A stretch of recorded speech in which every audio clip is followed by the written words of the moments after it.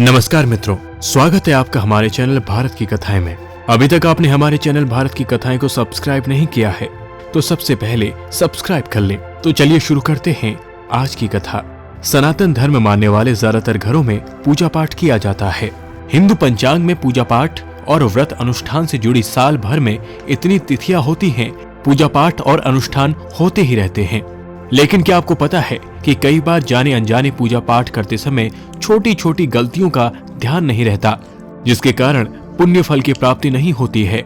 शास्त्रों और पुराणों में पूजा करने के दौरान कुछ नियमों के पालन करने के बारे में बताया गया है, जिनको पूजा करते समय जरूर ध्यान में रखना चाहिए।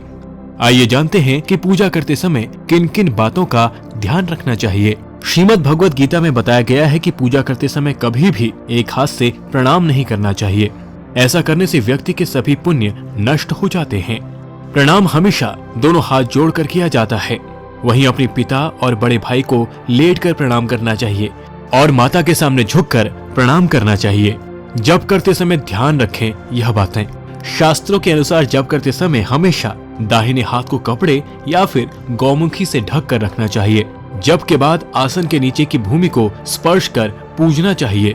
साथ ही यह भी ध्यान रखें कि कभी भी कोई वस्तु या फिर दान बाएं हाथ से न दे। इसके लिए हमेशा दाहिने हाथ का प्रयोग करें। पुराणों में चरण स्पर्श करने का भी विधान बताया गया है। कभी भी ऐसे व्यक्ति के चरण स्पर्श नहीं करने चाहिए जो सो रहा हो। सनातन धर्म के अनुसार लेटे हुए व्यक्ति के चरण स्पर्श तभी किए जाते हैं जब उसकी मृत्यु हो चुकी हो। सोते हुए व्यक्ति के पैर छूना पाप के समान माना गया है।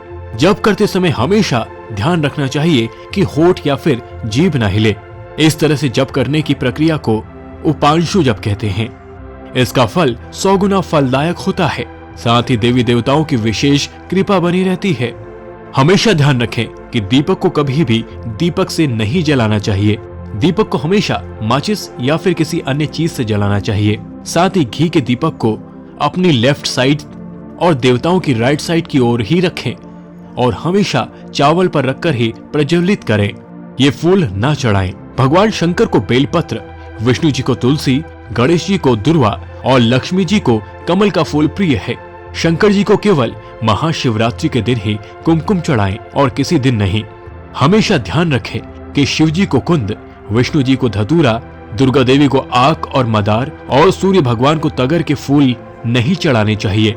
पूजा करते समय हमेशा ध्यान रखें कि आपका पूर्व की तरफ मुख हो और अपनी लेफ्ट साइड ही घंटा, धूप और राइट साइड शंख, जलपात्र और पूजन सामग्री रखें।